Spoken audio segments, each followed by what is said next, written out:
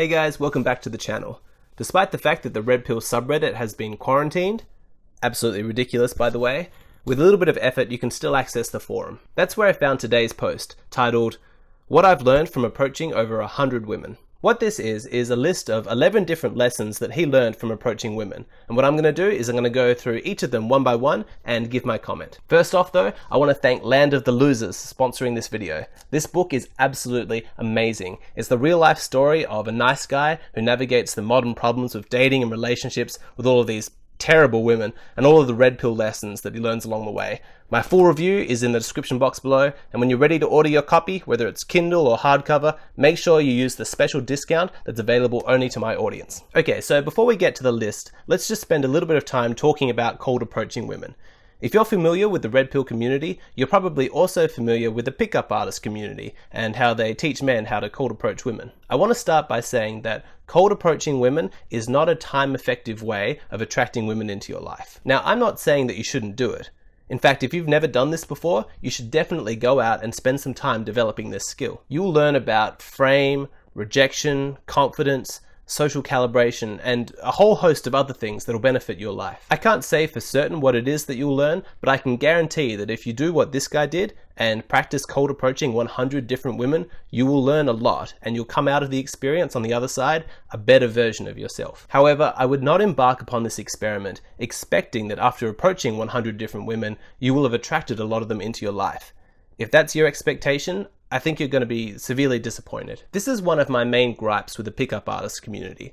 I think they do good work, but because they're trying to sell you something, they make these claims that with the right skills, technique, and confidence, you can cold approach women and with ease attract them into your life. Now, I'm not saying that it won't ever happen. It will. If you do something for long enough, you will get some results. The more important question, rather than does this ever work, is was this cost effective in terms of time invested? Some of you may have heard of the pickup coach James Tusk. He has some videos on YouTube. He's a really cool guy and he gives tips on how to cold approach women. This is a guy who's well built, he's attractive, he's got really good game. He's so good at approaching women that he teaches it to other men for a living. Now, even with all of those massive things working in his favor, he's quite open about saying that his rejection rate is massive.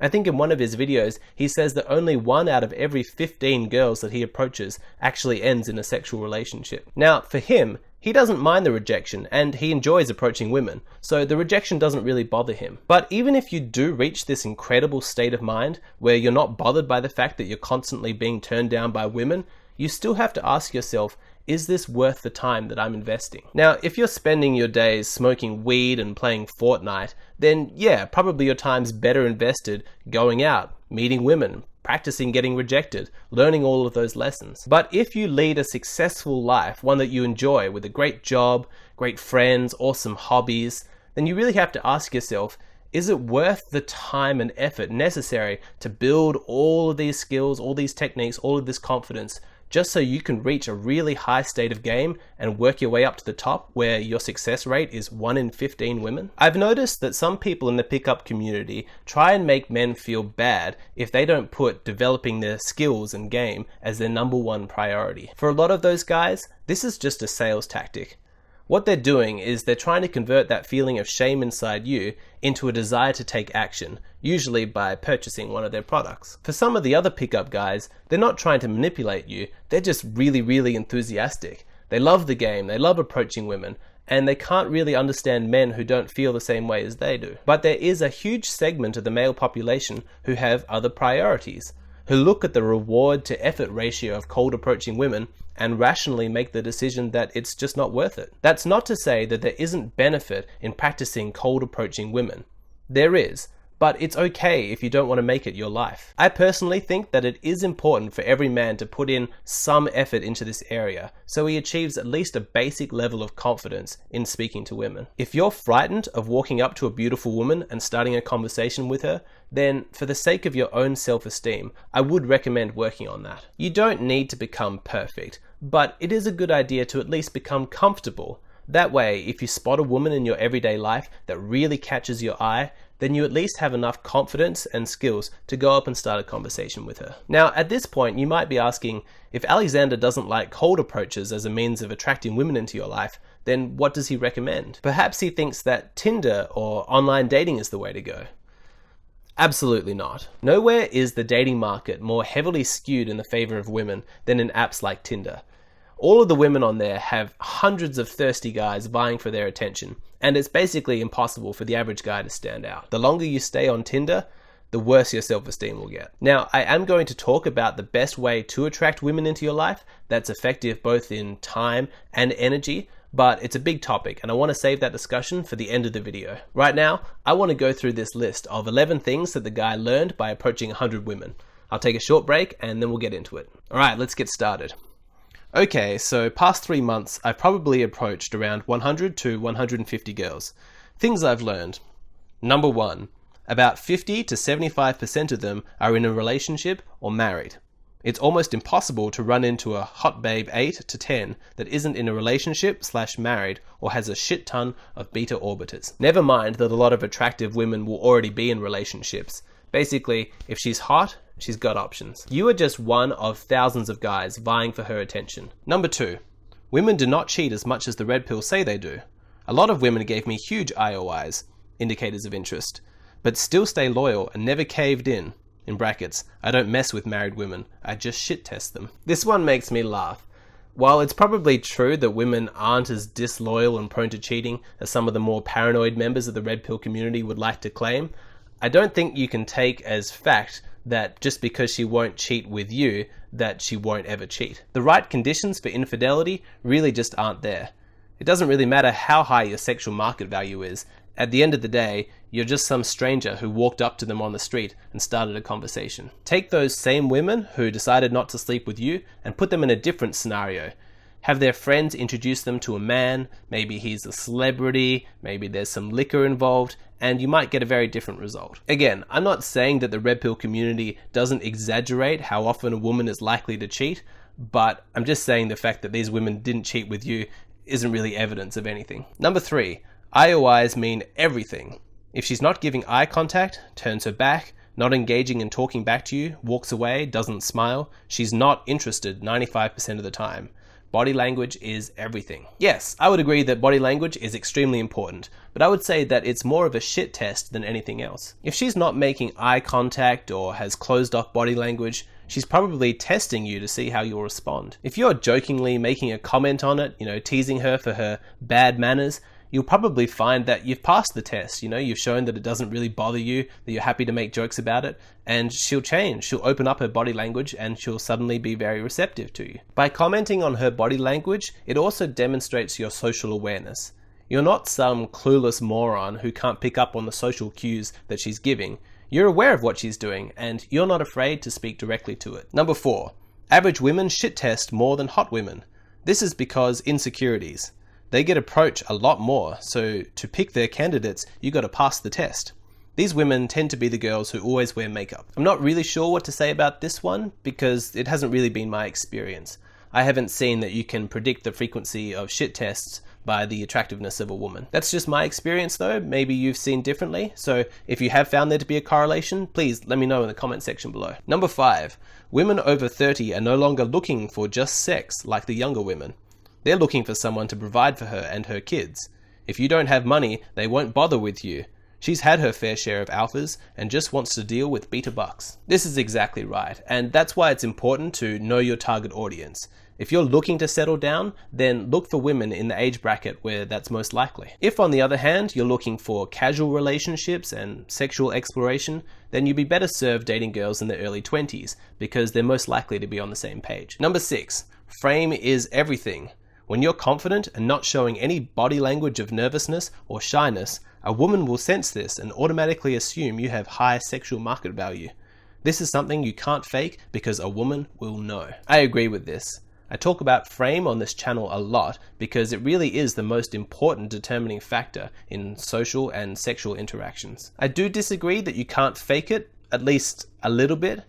Yes, women are pretty socially clued in and can usually sniff out a fraud, but basically, no new behavior is going to feel comfortable when you first try it, and there's some truth to the old adage, you got to fake it till you make it. Number 7, never flirt or try to game women when there are strangers watching nearby. They don't want to be seen as a slut, so they will distance themselves to avoid embarrassment or being judged. Don't believe me? Go do it and watch her body language. This one is great, and it's absolutely true. When you're out there meeting women, you want to create a private little bubble where the two of you exist privately and the ordinary rules of reality don't apply. It's really not that normal to give your phone number to a stranger who just approaches you on the street. But with the right social calibration, you can make it feel like the most normal thing in the world. However, this does get a lot harder when there are other people around, even if they're just her friends, because it takes her outside of the experience, outside of the private bubble that you've created with just the two of you, and she starts to wonder, how does this scenario look to the people watching? That's why I think that you're much more likely to be successful if you approach a girl who's by herself, rather than a girl who's part of a group of friends. Number 8, law of attraction is real. I noticed out of the girls who gave me their Snapchat/number, the ones who I ended up with shared almost the same interest as me. I'm not sure about this one. I'm not really sure about the law of attraction or what I think about that. I don't really believe it. I'm also not saying that I don't believe it. When it comes to big questions like this about how the universe works and how it's structured, I really don't feel like I have enough information to comment accurately. Number 9, more testosterone equals more bitches. To cut this short, lift 5-6 days a week. Testosterone is what turns you to a boy to a man. Rejection is nothing. Approaching women builds confidence and character. This one's funny. It's almost as if by calling women bitches instead of just women, he's punctuating that point about testosterone. It is true though, women are attracted to testosterone.